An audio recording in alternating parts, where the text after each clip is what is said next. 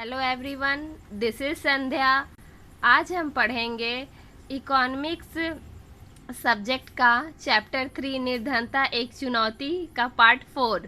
इससे पहले हमने 3 क्लासों में आपको बताया निर्धनता क्या है, निर्धनता के कारण और उसमें वैज्ञानिक दृष्टिकोण से क्या समझते हैं, ये सब हमने आपको बताया।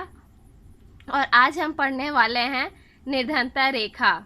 निर्धनता रेखा होती क्या है निर्धनता रेखा?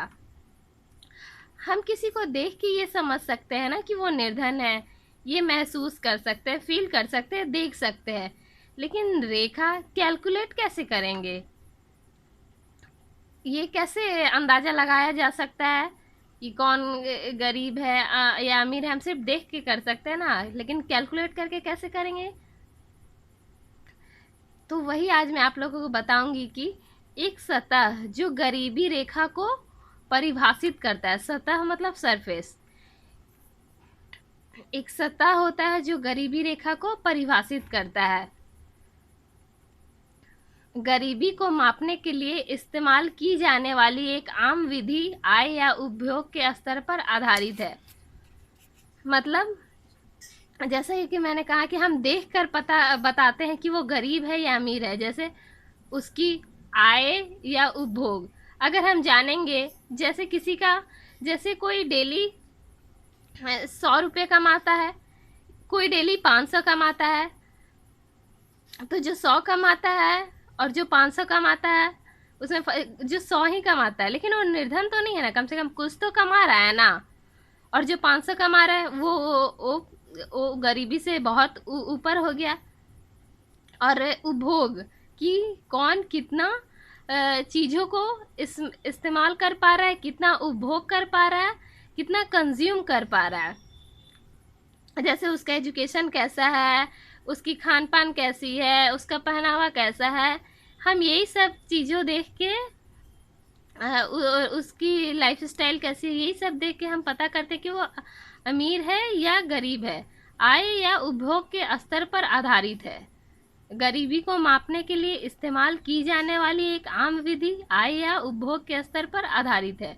जैसे एक लिमिट बना दिया गया है कि इतने पैसे से ऊपर वाले अमीर होंगे और इतने पैसे से नीचे वाले गरीब में बिलो पॉवर्टी आएंगे। ठीक है। समय और स्थान के साथ गरीबी रेखा भिन्न हो सकती है। जैसे कि हमने बुक में पढ़ा है, समय और स्थान, जैसे कि ये भारत है, यूएसए है, अमेरिका है। अमेरिका का इकोनॉमिक बहुत स्ट्रांग है, वहाँ के लोगों बहुत कम होते हैं जो गरीब होते हैं, वहाँ का इकोनॉमिक सब बहुत स्ट्रांग है और भारत के कंपेयर में। तो यहाँ का अलग है, वहाँ का अलग है, इसलिए समय और स्थान के साथ गरीबी रेखा को भिन्न हो जाती है। भारत में अभी भी एक अच्छा खाता फैमिली अच्छा खा पी रहा है, अच्छा पहन रहा है, अच्छा एजुकेशन ले रहा है, लाइफ अच्छी चल रही है, तो वो ठीक है, वो अच्छी फैमिली कहलाती है, वो गरीब नहीं कहलाती है, निर्धन नहीं कहलाती है। लेकिन अमेरिका में जिसके पास कार नहीं है वो गरीब माना जाता है, पर हमारे भारत में तो ऐसा नहीं है कि जिसके पास कार नहीं है वो गरीब है। बहुत लोगों के पास कार नहीं है लेकिन वो बहुत अच्छे फैमिली से है, वो अच्छा से पढ़ाई कर रहे, अच्छा से खा रहे, अच्छे से रह रहे, अच्छे से अपना इलाज करवा ले रहे। तो कहने का मतलब ये है कि समय और स्थान, समय समय पे गरीबी रेखा जो होती है वो चेंज होते रहती है। आगे मैं आपको बताऊंगी कि कैसे चेंज होती है।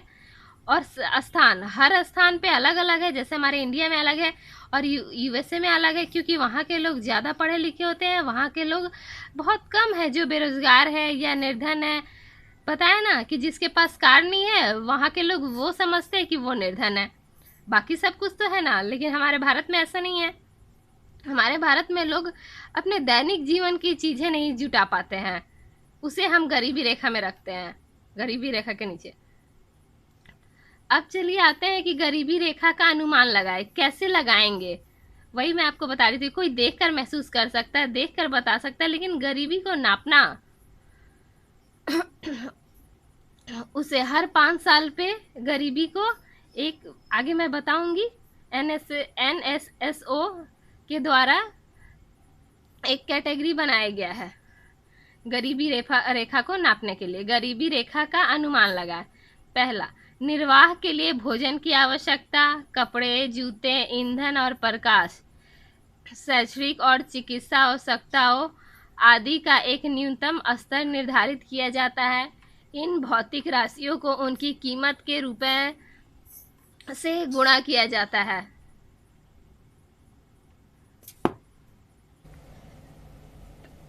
गरीबी रेखा का अनुमान लगाए। निर्वाह के लिए भोजन की आवश्यकता, कपड़े, जूते, ईंधन और प्रकाश, शैक्षिक और चिकित्सा आवश्यकताओं आदि का एक न्यूनतम स्तर निर्धारित किया जाता है। इन भौतिक राशियों को उनकी कीमतों में रुपए से गुणा किया जाता है। कहने का मतलब ये है कि निर्वाह के लिए हमारे दैनिक जीवन में आने वाली वस्तुएं जो हमें जिंदगी यापन करने के लिए चाहिए, भोजन की आवश्यकता होती है, कपड़े भी पहनेंगे ही, जूते भी पहनेंगे ही। अगर एक अच्छा से रहना है लाइफ में तो कपड़े, जूते, ईंधन की आवश्यकता है, प्रकाश, लाइट की ज़रूरत होगी, शैक्षणिक और चिकित्सा आवश्यकता, एजुकेशन भी हमें प्रॉपर चाहिए, प्रॉपर पढ़ाई लिखाई करनी है, और चिकित्सा, अस्पताल, स्वास्थ्य की भी व्यवस्था होनी चाहिए आदि का एक न्यूनतम स्तर निर्धारित किया जाता है। उसका एक न्यूनतम स्तर निर्धारित किया जाता है कि एक व्यक्ति ये सभी अपने भौतिक चीज़ों जो डेली की उपयोग में आने वाली चीज़ें है वो सब वो कर सकता है, या अपनी एक अच्छी एक नॉर्मल ज़िंदगी जीने के लिए ये सारी चीज़ों की ज़रूरत होती है जो ये आदमी पूरी कर लेता है। और इन भौतिक राशियों को उनकी कीमत में रुपए से गुणा किया जाता है। मान लीजिए अब कपड़े है, कोई कपड़ा चाहे तो 500 का भी खरीद सकता है, 5000 का भी खरीद सकता है, इसमें तो कोई ये नहीं है। कोई जूते महंगे भी खरीद सकता है और सस्ते भी खरीद सकता है, उसको गुना कर दिया जाता है उस राशि से, और उसी का एक अमाउंट आता है, एक डाटा आता है, निकलता है कि हाँ हमने 5000 का नहीं 500 का ही खरीद लिया। एक अपना हर आदमी का बजट होता है, उसी बजट के हिसाब से हम अनुमान लगाते हैं कि निर्धनता रेखा है क्या। अनुमान लगाया जाता है क्योंकि इन भौतिक राशियों को उनकी कीमत में रुपए से गुना कर दिया जाता है। तो जो डेटा, जो अमाउंट निकल के आता है उसे निर्धनता रेखा कहा जाता है। और अब दूसरा पॉइंट, गरीबी रेखा का आकलन करते समय भोजन की आवश्यकता का वर्तमान सूत्र वांछित आवश्यकताओं पर आधारित है। ग्रामीण क्षेत्र में प्रति व्यक्ति प्रतिदिन 2400 कैलोरी, शहरी क्षेत्र में प्रति व्यक्ति प्रतिदिन 2100 कैलोरी। कहने का मतलब ये, अब आप बोलोगे कि ग्रामीण में गांव के लोग ज़्यादा खाते हैं या शहर के लोग कम क्यों खाते हैं, ऐसा कुछ नहीं है। गरीबी रेखा का आकलन करते समय भोजन की आवश्यकता का वर्तमान सूत्र वांछित आवश्यकताओं पर आधारित है। कहने का मतलब है गांव के लोग बहुत काम करते हैं, खेतों में काम करते हैं, बहुत हार्ड वर्क करते हैं, बहुत मेहनत करते हैं, तो उन्हें खाने के लिए ज़्यादा कैलोरी की ज़रूरत है, उन्हें ज़्यादा एनर्जी की ज़रूरत है, उन्हें ज़्यादा पोषक तत्व की ज़रूरत है। और जो शहरी क्षेत्र के लोग होते हैं वो गांव की तुलना कम काम करते हैं, उतना काम नहीं करते हैं, इसलिए उनके लिए 2100 ही कैलोरी निर्धारित किया गया है एक व्यक्ति पे। क्लियर हुआ कॉन्सेप्ट? गरीबी रेखा का अनुमान लगाए, कैसे लगाते हैं, यहाँ तक क्लियर हुआ। आगे हम पढ़ेंगे भारत में गरीबी का अनुमान कैसे लगाते हैं। पहला पॉइंट है, इन कैलोरियों की आवश्यकताओं को खरीदने के लिए आवश्यक प्रति व्यक्ति मौद्रिक व्यय 2011 और 12 है। कहने का मतलब है कि कैलोरी के आधार पे प्रति व्यक्ति पैसे के हिसाब से नहीं देखेंगे, पैसे के हिसाब से देखेंगे कि क्या कैलोरी कितना, एक व्यक्ति पे कितना खर्च है, कितना कैलोरी वो कंज्यूम कर सकता है, एक व्यक्ति को कितने कैलोरी की ज़रूरत है। मौद्रिक व्यय मतलब पैसे के हिसाब से देखेंगे कि कितना 2011 और 12 के अब अनुमान में, 2011 और 12 का अनुमान में क्या है वो हम पढ़ रहे हैं, अभी का नहीं।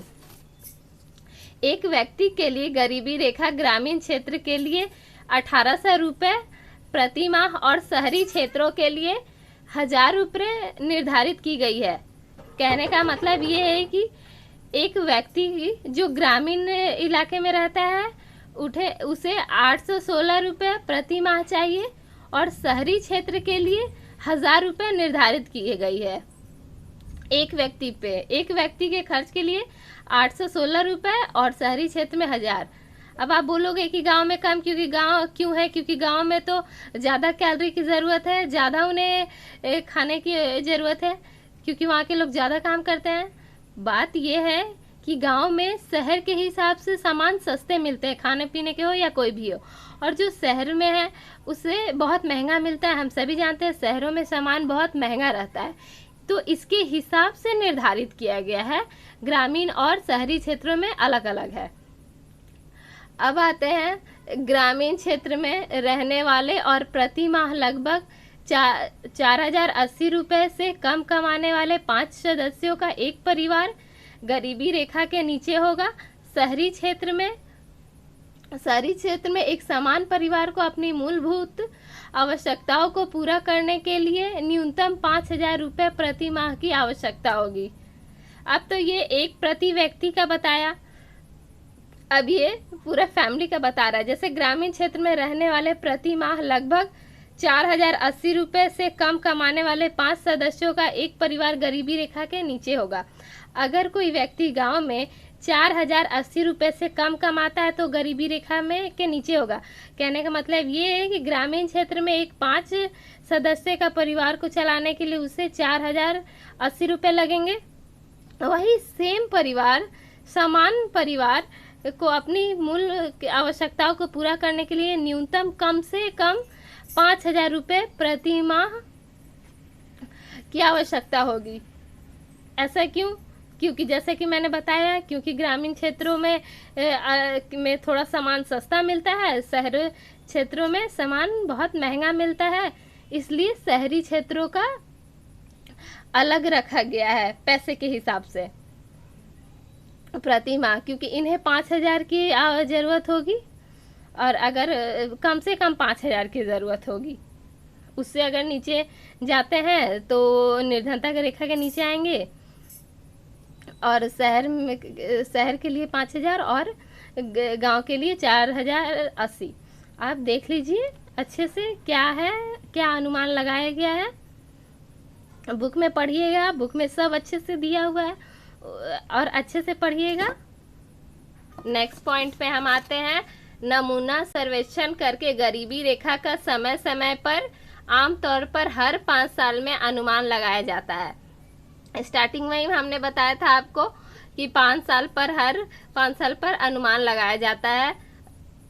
मतलब पूरे विश्व में, सिर्फ भारत नहीं, पूरे विश्व को लेकर एक नमूना तैयार किया गया है सर्वेक्षण का कि 5 साल पे क्योंकि गरीबी रेखा तो बदलते रहती है ना। मान लीजिए अभी कोई गरीब है, बाद में वो मेहनत करके अमीर हो गया, तो फिर इसीलिए न्यूनतम 5 साल तक का रखा गया है कि 5 साल, हर 5 साल बाद बदला जाता है। हर 5 साल बाद अनुमान लगाया जाता है कि अब गरीबी रेखा कितनी है, जैसा कि हम आगे पढ़ेंगे कि कैसे।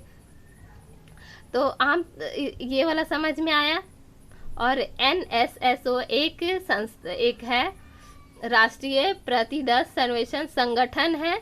ये संगठन ही अनुमान लगाता है कि कितना है 5 साल बाद और कितना होगा। विश्व बैंक गरीबी रेखा के लिए एक समान मानक का उपयोग करता है। प्रति व्यक्ति प्रतिदिन $1.90।